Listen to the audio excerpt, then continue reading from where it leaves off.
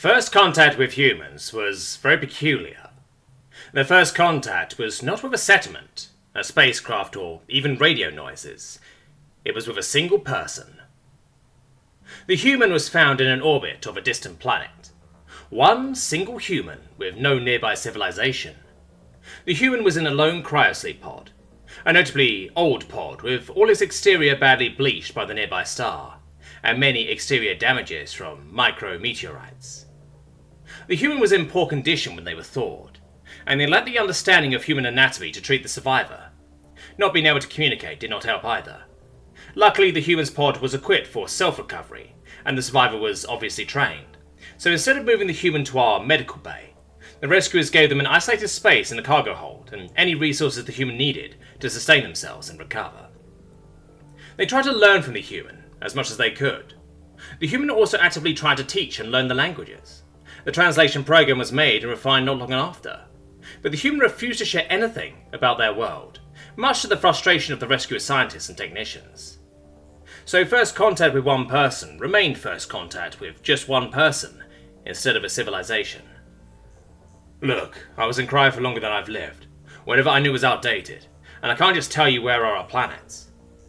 Alex, Wooler believes that a planet doesn't simply change its orbit. Alex, we must know where is human's homeworld. No. I know where my homeworld is, but I can only tell you the approved contact zone. And as far as I can tell, any approved contact zone I know is no longer valid after 30 years, and I can't let you run into our planet. Such conversations were repeated many times before. A first contact alien is extremely of interest for an exploration ship, but an exploration ship needs more results than just one uncooperative alien. And the exploration mission was nearing its end. If they could reunite the human Alex with the rest of human civilization, then they can have their real first full contact with humans. The ship will return to port and Alex will have to disembark there. What will Alex do then? Honestly, I have no idea. I expect it to either die in cryosleep or be rescued by humans. Not, well, this. Wooler suggests Alex to go home. Is Alex afraid of 30 years time difference? He heard of such problems with coma or stasis patients before. While they didn't understand human psychology well enough to be sure if they have similar phenomena, it is quite common among various species to varying degrees. A bit, but no, not that. I'm not going down in history as someone who spilled our world location. The humans seem to have a strict rule of keeping the location of their civilization a secret. Such a rule is common among more xenophobic civilizations, but the human did not show xenophobic behavior and had entertained the idea of cooperation between our civilizations many times before. Wulo don't understand. Alex is not afraid of us, but why is Alex so afraid to introduce human civilization to us? Captain, I'm eager to introduce our civilization to you, and I wish I could. I wish I could point you to our ship, but not planet. The human hesitated for a moment and said, off the record? It was not the first time the human requested this. Typically is when the human wishes to talk about something they regarded as private. The captain deactivated his personal terminal. The human nodded and talked into their helmet. Okay, you guys are calling my book, but my book is not the UC's book. Wait, does that translate properly? Yes? The human paused for a moment to let their helmet translate it. Wulo listened to the translation and found it comprehensible. Wulo understands the translation. Okay then. It takes a whole lot to pass UC book. You can be very good and not pass if you are not safe enough. And all organizations that could be aware of our planet's location must pass that book. And I don't think you really understand why that book is so extremely important. So let me put it this way. I have learned of your star map, and I promise you with all I will have, and all the goodness there is, that I will not do what I'm about to say. I can destroy all of the colonized planets. Personally, me, not my government, not my civilization. It takes just me. And you could do the same to mine if I told you where mine are. The captain cannot comprehend what the human said. He tried to think of any scenario that the human or him could destroy a planet, but the idea was so ludicrous that he could not even imagine any possibility. Destroying a planet cannot be something someone can just do. See, you don't get it.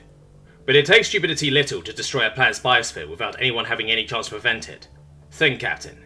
Your exploration ship can do it. You're probably in the best position to do it. Wulo's aware of the danger of a spaceship.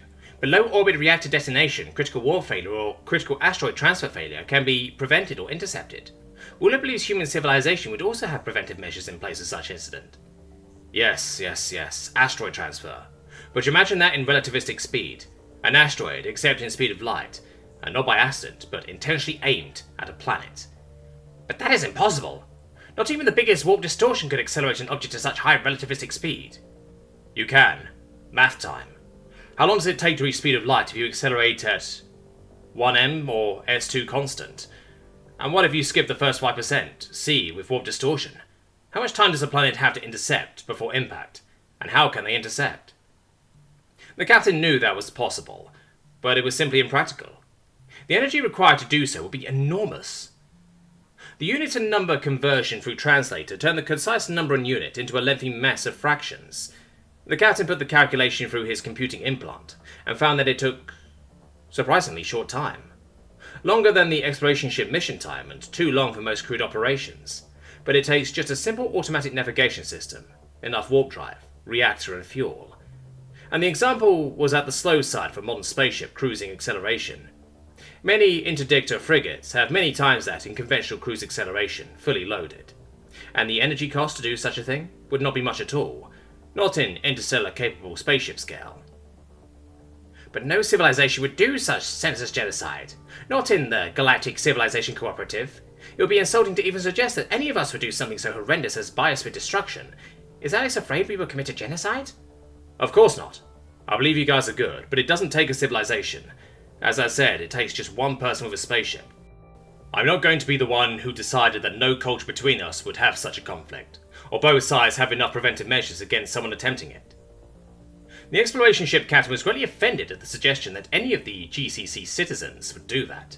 Any quarter-decent citizen would never even entertain such a thought. Captain, it is absolutely not my intention to insult your civilization, but it takes just one criminal out of maybe trillions or more people. Just someone with enough hate and madness, and just slight oversight in spaceship security. Our species certainly do not have such evil beings. There is no point in doing so but pure evil. Or is Alex suggesting that human would do such things? A pure evil human? The human sighed again. They won't succeed. They probably won't even dare or have the competency to attempt it, nor with all the preventions we have. But is there some human who might be tempted to do it? At least just one out of tens of billions of us who want to destroy a planet? I'm honestly not sure. And it doesn't even take a pure evil man. There could be plenty of reasons to do it. Some would believe it to be a good enough reason. Unable to process what the humans said about their own species, the captain left the human with barely contained rage. Enraged that a human would suggest such evil. Pure and pointless evil. Not even greed would justify such an act. Enraged at the species that would even consider it. And that they were vulnerable to them.